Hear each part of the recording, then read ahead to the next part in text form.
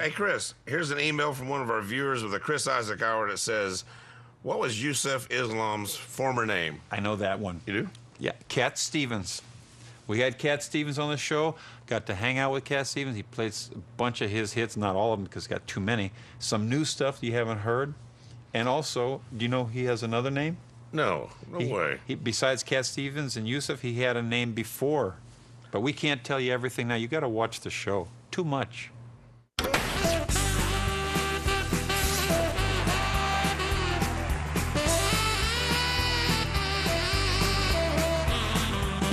No singer-songwriter ever made soul-searching sound as good as the artist formerly known as Cat Stevens. He still has so much to say, and he sounds so great saying it. I'm extremely honored he's agreed to join us, here to sing a Cat Stevens classic, the man himself, Yusuf.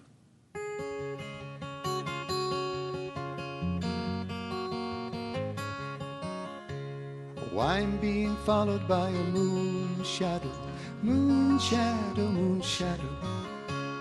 Leaping and hopping on a moon shadow, moon shadow, moon shadow. And if I ever lose my hands, lose my plow, lose my land, as if I ever lose my hands, oh, if I won't have to work no more. And if I ever lose my eyes, if my colors all run dry, as if I ever lose my eyes, oh, if I won't have to cry no more. 'Cause I'm being followed by a moon shadow, moon shadow, moon shadow. Leaping and hopping on a moon shadow, moon shadow, moon shadow.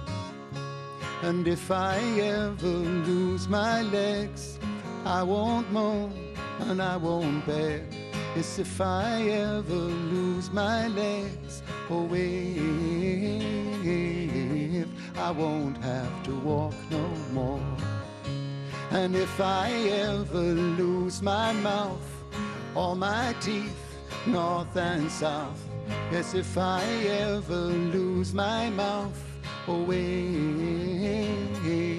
if I won't have to talk.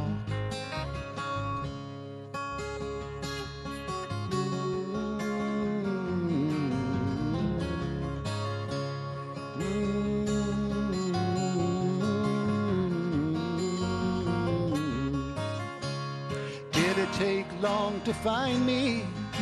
I asked the faithful light. Did it take long to find me? And are you gonna stay the night? I'm being followed by a moon shadow, moon shadow, moon shadow. Leaping and hopping on a moon shadow, moon shadow, moon shadow. Moon shadow, moon shadow, moon shadow, moon shadow.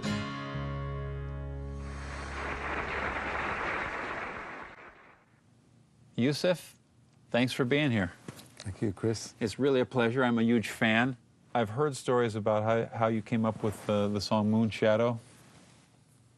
Tell me the real version. Well, the truth was probably it's the same one, is that I was on a holiday in Spain. I was a kid from the West End, bright lights. I never got to see the moon on its own with me, you know, in the dark. There was always street lamps. So there I was on the edge of this water, a beautiful kind of night with the moon glowing, and suddenly I looked down and said, whoa, you know, my shadow. And I thought that was so cool, and I'd never seen it before. So I got to know my moon shadow. I wrote a song about him, and that's it. You grew up in London, in the West End, which I grew up in Stockton, California, so I don't know much about the West End. Can you fill us in? What's it like there? Well, it's the part of London where everybody goes to when they want a night out, you know, and they go to the theatres, coffee bars, you know, cinemas. It's all in that little area called the West End. But I actually lived there, you know, permanently. And so my view of life was extremely, you know, tinseled by all the attractions that were happening, you know, on a nightly basis. On the daytime, my father we ran a shop. You know, he had a shop, and it was a cafe, and so like that was like. You have to say the name of the cafe because I love the name of the cafe. It's called the Moulin Rouge. So you grew up above the Moulin Rouge. Right, that's right. What was the first music that you were hearing? Was it around the house, or was it out on the streets, or? It was probably the Greek weddings first of all, and then that's the, and plus let's be honest about this. My mother used to sing me, lullabies. I think to put me to sleep. So I think my mother's voice was probably the first influence, and then of course growing up from that, we got all these shows around the corner like West Side Story, Hit in Town, Gershwin's, Porgy and Bess. And I used to stand outside the stage door and just, for sometimes, just trying to listen and just to enjoy it. Yeah. Getting the guitar was like my first, chance to make my own music. I couldn't learn anybody else's because it was just too complicated to learn all these chords and remember the words. So I just wrote my own so that nobody ever knew if I was making any mistakes. I understand you, brother. You got it? I was such a lousy guitar player. I went, I'll never learn this other song. But if I write it myself, it'll be easier. Nobody sounds like Cat Stevens. Did you when you first started singing, who did you sound like? I never really tried to sound like anybody else, really. I mean, the only voice that really perhaps could have affected me was Nina Simone. Uh-huh. I loved her voice, and I thought it was a guy, in a video, that baby, do you understand me now? And it's a lady, singing this thing. But I loved her voice. And so it kind of, it led on from there. I suppose maybe that might have been one of the influences, but I never kind of stylized myself on anybody else's vocal thing because my voice was kind of different. And so, yeah. And my voice suited my songs. As I said, I didn't bother to learn other people's songs. So I was writing my own, and therefore I came up with a kind of my own sound and my own. So you're talking about father and son, just to set this aside, but a lot of people, dime store psychologists and psychiatrists are going to say father and son, oh, that's the relationship between you and your father. Mm-hmm. Is it? Is that what that song is? It probably was, because he was running the restaurant and I was a pop star, so I wasn't following the path that he'd laid up. But we certainly didn't have any antagonism between us. I loved him and he loved me.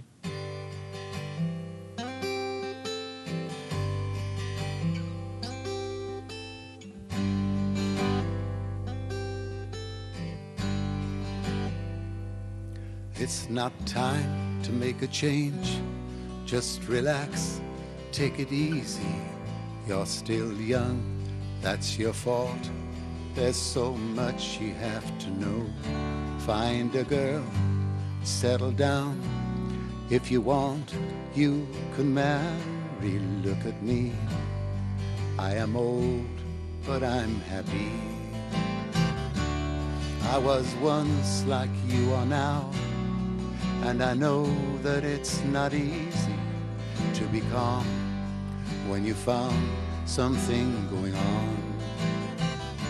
But take your time, think a lot, think of everything you've got. For you will still be here tomorrow, but your dreams may not.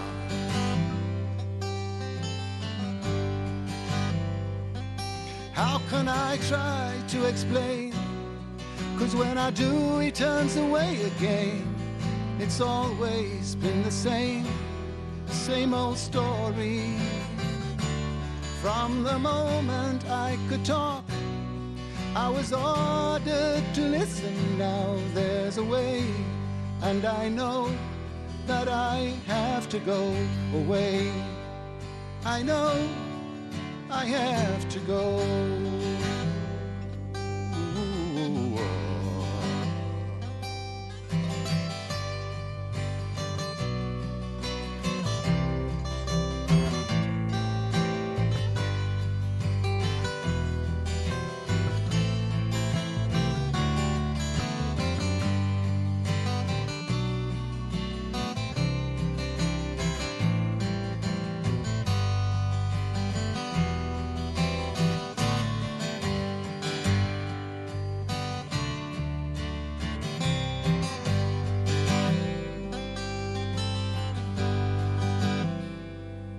It's not time to make a change. Just sit down, take it slowly. You're still young, that's your fault. There's so much you have to go through. Find a girl and settle down. If you want, you can marry. Look at me, I am old, but I'm happy. For all the times that I've cried, keeping all the things I knew inside. It's hard, but it's harder to ignore it. If they were right, I'd agree, but it's them they know, not me. Now there's a way, and I know that I have to go away. I know I have to go.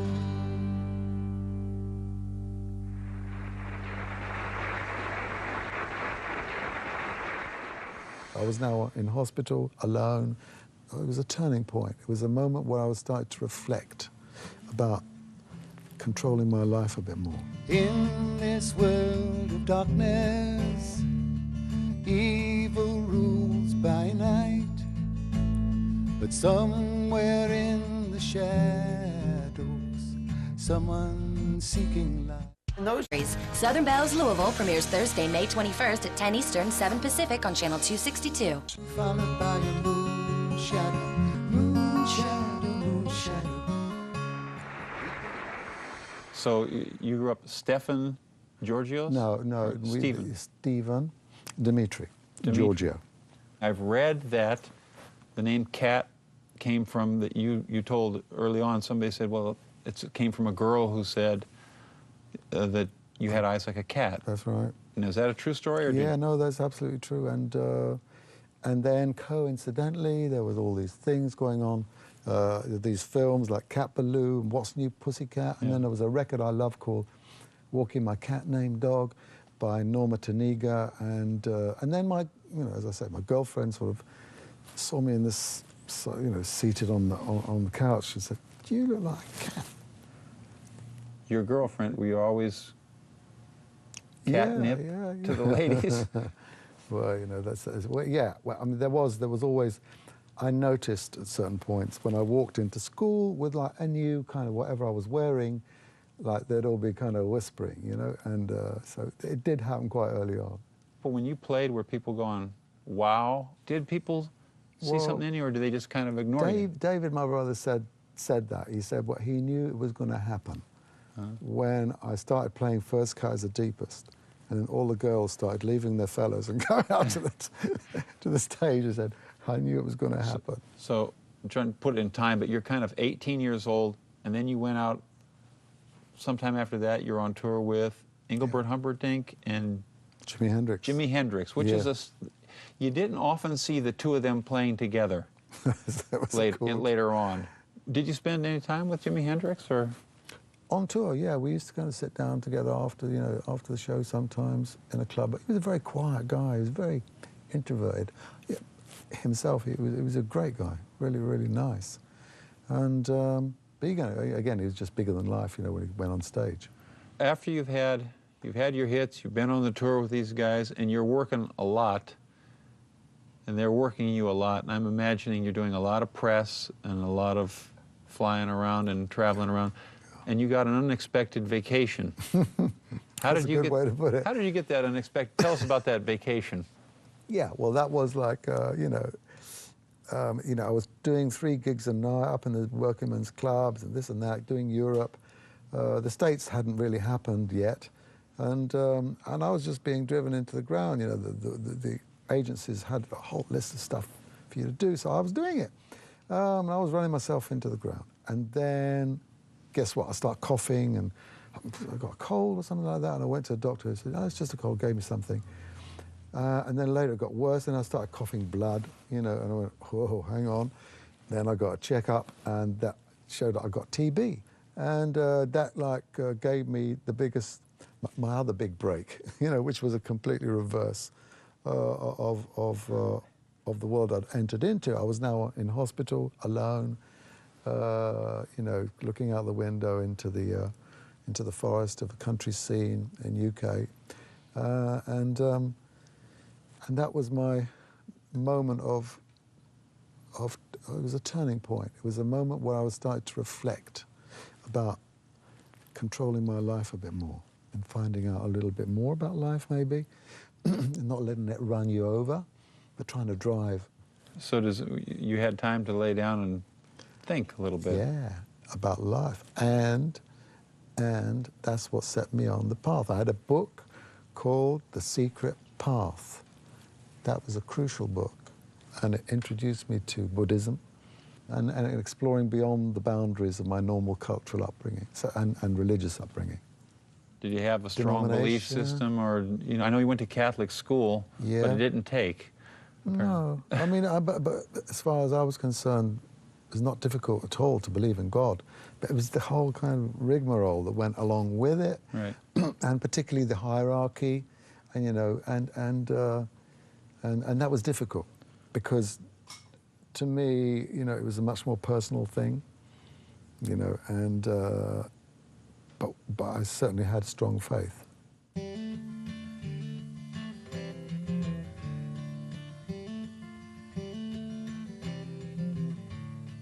In this world of darkness, evil rules by night, but somewhere in the shadows, someone seeking light.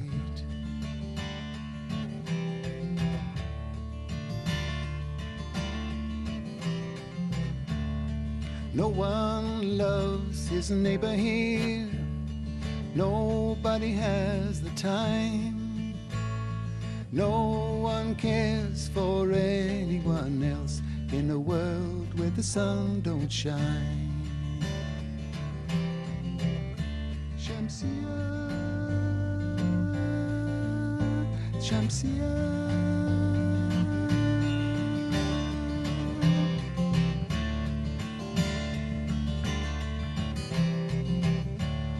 Some sons dream of leaving while they're young at heart, but few choose the path towards the land beyond the dark.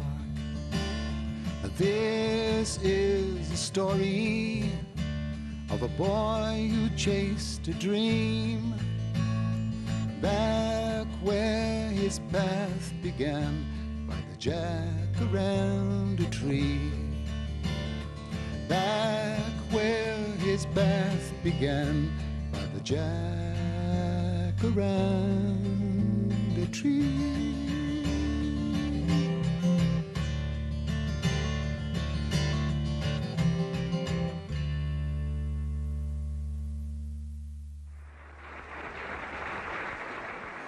I think I was, more than many, I was petrified. Perhaps I was concentrating on what happens after, I mean, I just wanted, somebody to explain to me, after death, what's going to happen. Where do you go when hearts are closed?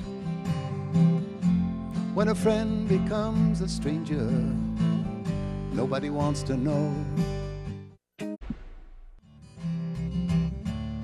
Some sons dream of leaving while they're young at heart, but few. Can you can you give me can you play a little bit of I Love My Dog? Wake up, this is the part I told you about here, okay? Don't interrupt. My dog, as much as I love you, though you may fade, my dog will always come through. I heard that, and I heard the title, I Love My Dog, and I thought, what can this be about? How can this be? Huh? Hey. Fine. Get out of here. When I heard the title, I Love My Dog, and I thought, well, what can this be about? I love my dog, and then as much as I love you, my dog will always be true. Come through, yeah. Come through. You're going to fade. You have a tendency in your songs to go towards big questions. They're life and death situations, or why are we here kind of situations. That's what you were always drawn towards writing? I think I was more than many, I was petrified. Perhaps I was concentrating on what happens after, you know? I mean, I just wanted, you know, somebody to explain to me, you know, after death, you know, what's going to happen. And there weren't that many, you know, I would say, clear answers. There were lots of people there saying different things, and science was saying, well, so anyway, I was just, you know, I was kind of worried in case I reached that point and there'd be a surprise. And I just didn't want that to happen. And I was earnest in trying to find out a little bit more about, you know, well, you know, what's beyond. I love the song Wild World, and I'll be remiss if I don't ask about it. I have my own ideas about what it's about. I was always, you know, trying to relate to my life. And I think I was at the point where it was beginning to happen. I kind of saw myself going into the world. And, you know, I'd done it before. I'd done my career before. And I was sort of, I think, within myself, warning myself to be careful this time round, you know, because it was happening. And so that's, therefore, it was not necessarily me writing about somebody specific, although other people may have informed the song, but it was more about me. Can I impose on you to ask you to play a little bit of it? Since it's one of my favorites, and a free guitar lesson. No way. Okay. I think I've changed the chords a few times.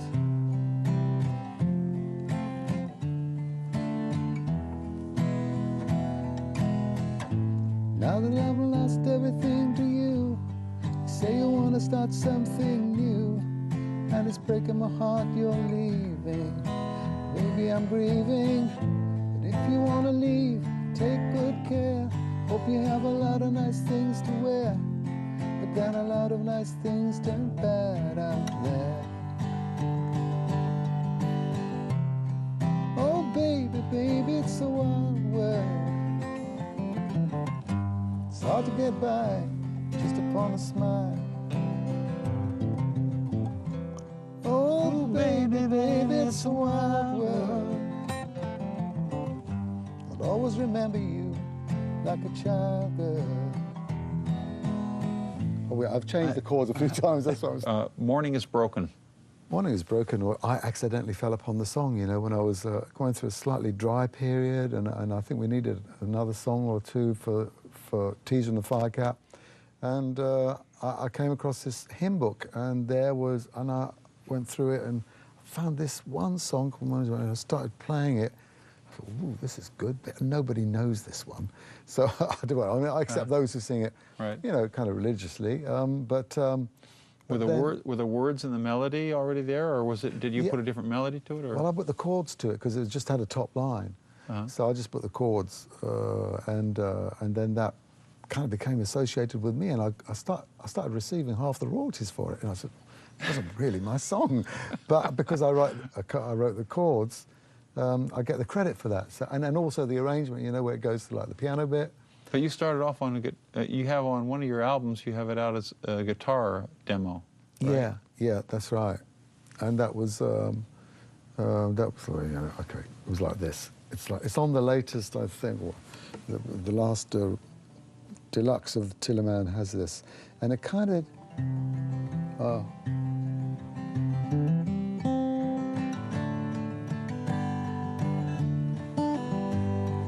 Morning has broken like the first morning. Blackbird has spoken like the first bird. Praise for the singing, praise for the morning, praise for them springing fresh from the wood. And I like this bit.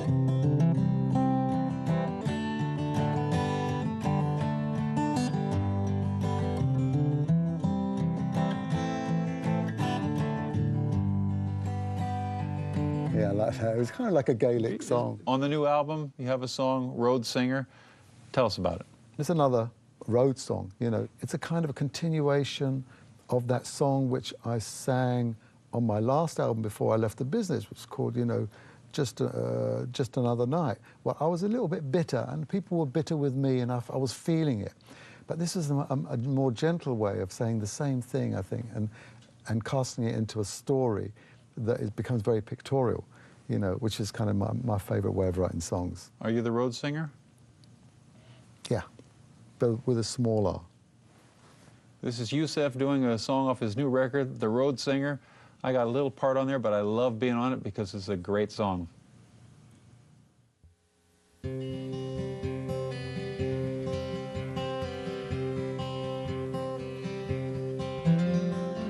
Road singer came to town, long cape and hat. People stood and stared, then closed their doors as he passed. He strolled the empty street. Kids banged on tin cans. Then the panting dogs began to bark as the road singer sang. Where do you go? Where do you go when hearts are closed? When a friend becomes a stranger, nobody wants to know. Where do you go? Where do you go when the world turns dark and the light of truth is blown out and the roads are blocked? He stopped by a store. Between the barrels and sacks, a child's face peeped out and gave a smile and ran back behind a misty glass. On a window pane, a little finger drew a perfect heart and her name. Where do you go? Where do you go in a world filled with fright? Only a song to warm you through the night. Where do you go? Where do you go after lies are told and the light of truth is blown out and the night is cold?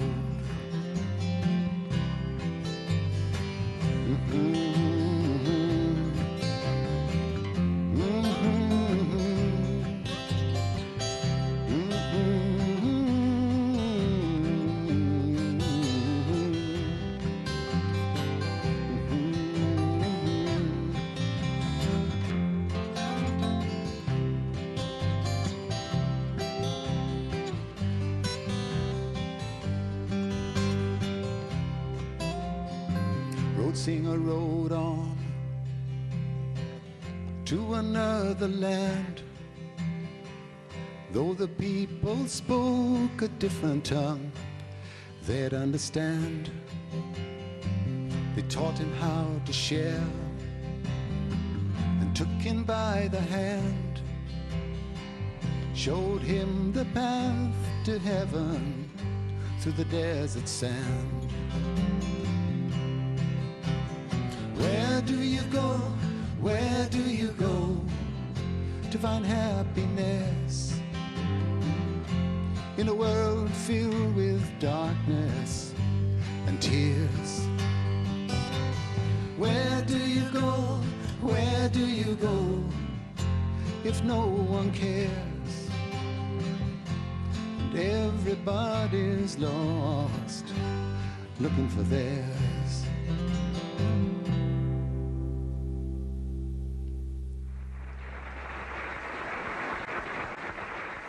Yusuf, the last time I was at the airport flying, I think it was a couple of weeks ago, and they lost my bag, and I was delayed for about 30 minutes. And I've heard that you too had problems at the airport. And then I saw CNN or every other kind of station on the air, and I was going, what's happening? I was traveling in boots and sand, hidebound for Miracle Land. Met a man called Bucky.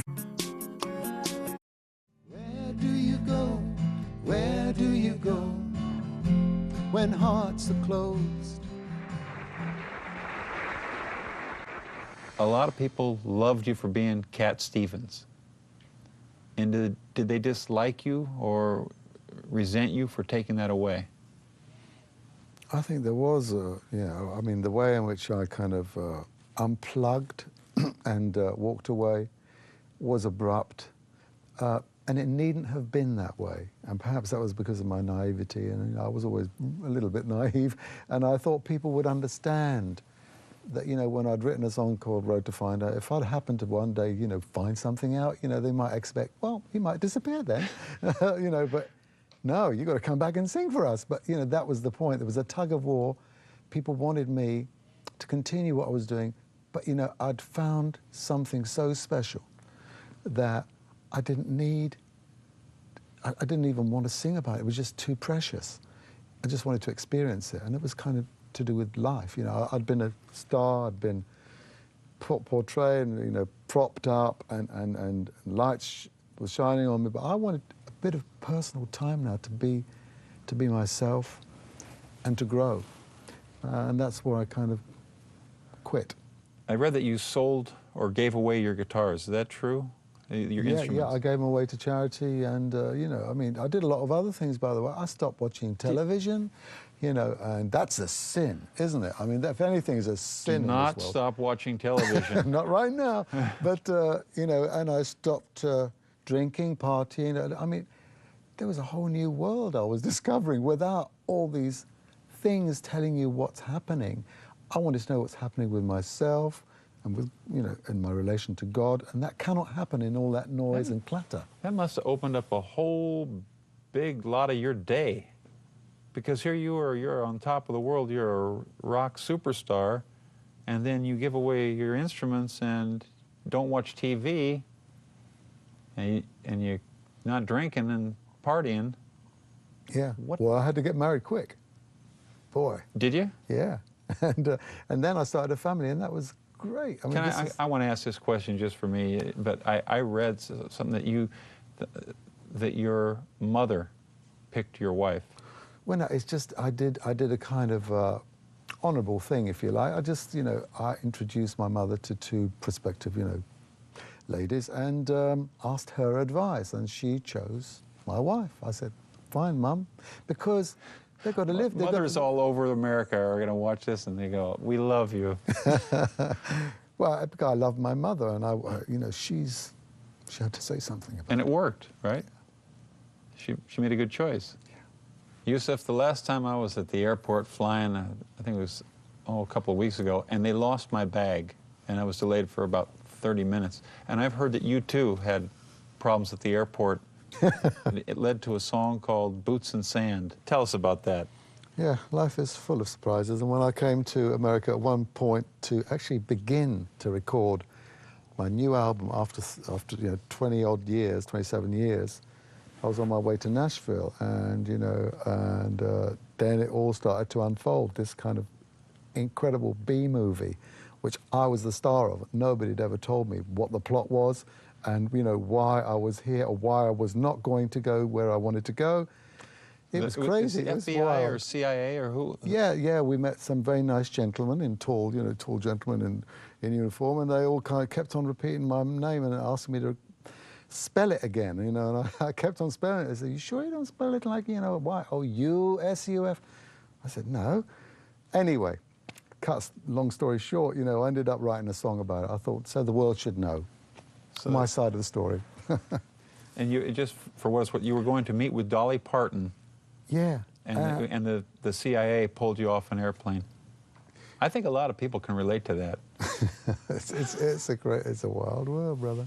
I actually heard that the guys who picked you up and had you in the back room, that you had a nice conversation with them. You were very generous about it and said that they treated you nice. And what were you guys talking about? No, I mean, they were doing their job, And when I asked them, well, who's why? And they went, the order's coming from, And they were very nice people, and they just wanted my autograph, and we did that. We gave it to them very gracefully, and they put me up in a hotel overnight, and then I saw CNN or every other kind of station on the air, and I was going, what's happening? And on this record, the recording of Boots and Sand, is that Sir Paul that I'm hearing on the record? That's right, Paul's there, and Dolly Parton, Alison Krauss, Terry Sylvester from the Hollies, and Gunnar Nelson, and also the Royal Covent Garden Opera Singers.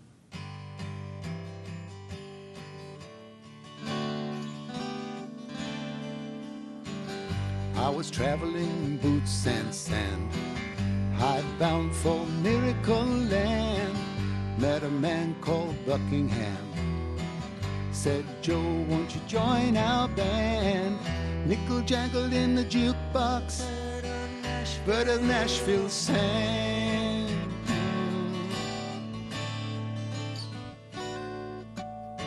So we carried on a long, long road to a place where we've been told all your records turn to gold.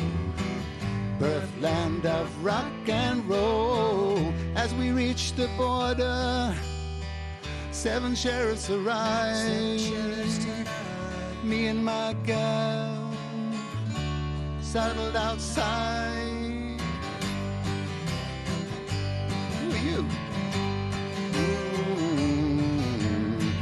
Is your name this? I guess it is. You're on our no song list. Oh no, sir, no, this can't be so. Please let us go. Ooh.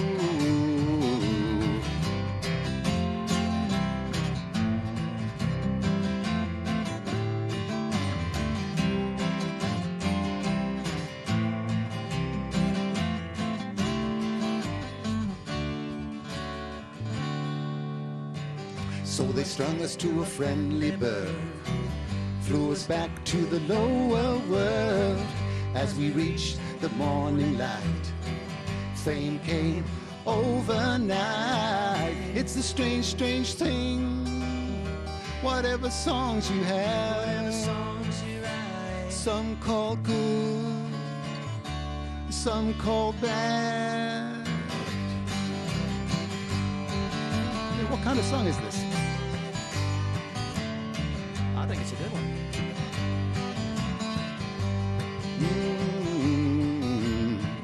Now I'm back on the long, long road. One bag and a song I wrote. A little prayer in my hand.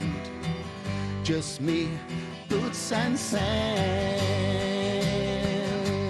Boots and sand.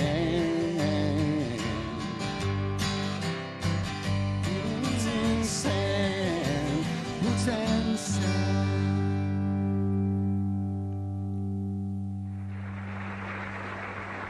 You have 5 children.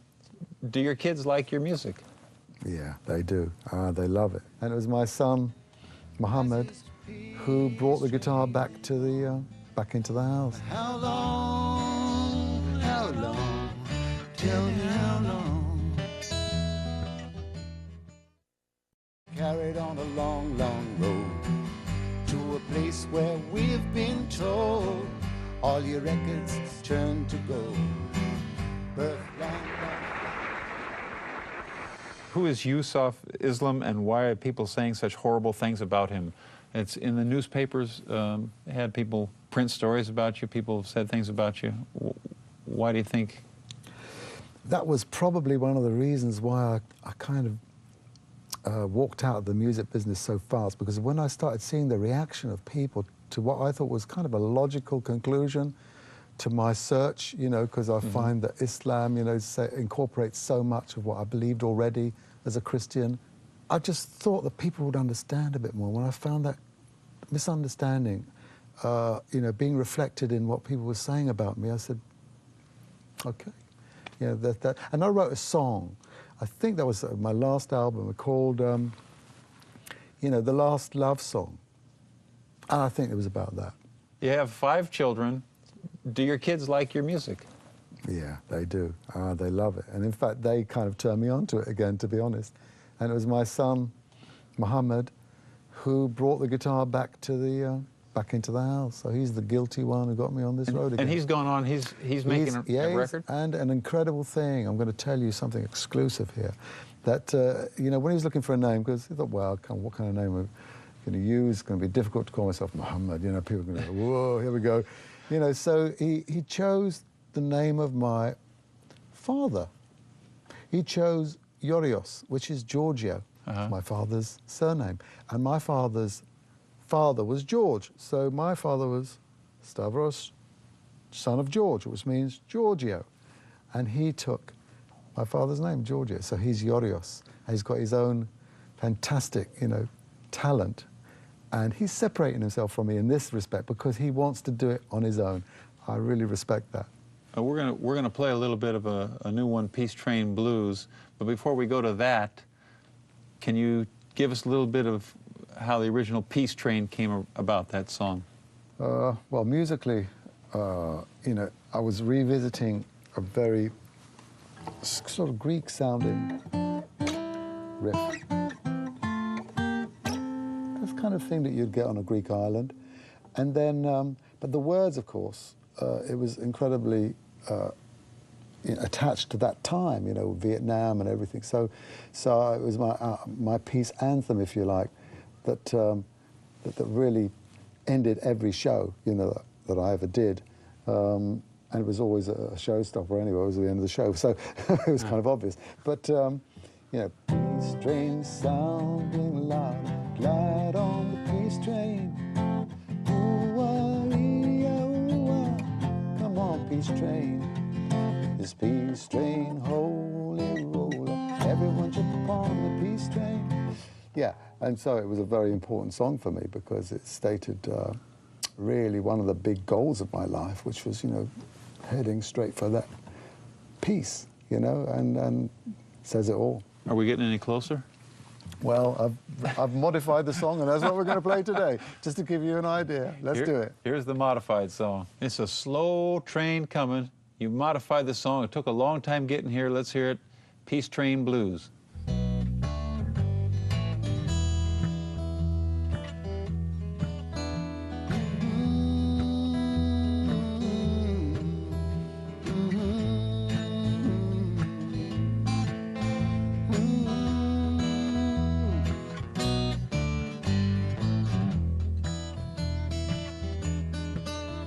How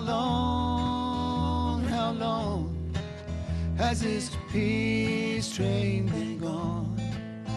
How long, tell me how long? Went to the station with a hope inside, hoping to see that peace train arrive. How long, tell me how long? Heart still beating, but I feel so blue. How long must this world wait for you? How long, tell me how long? I've been crying lately, thinking about the world as it is. I've been crying lately, thinking about the world as it is. Why must we go on hating? Why can't we live in bliss? Peace train sounding louder, glide on, peace train. Peace train sounding louder, glide on, peace train. Ooh-ah, yeah, ooh-ah, come on, peace train. Come on, peace train.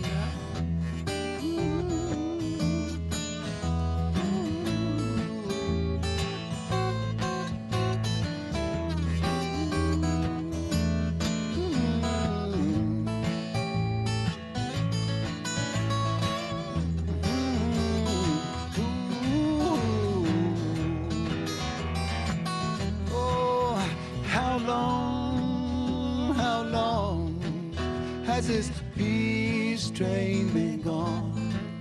How long, tell me how long?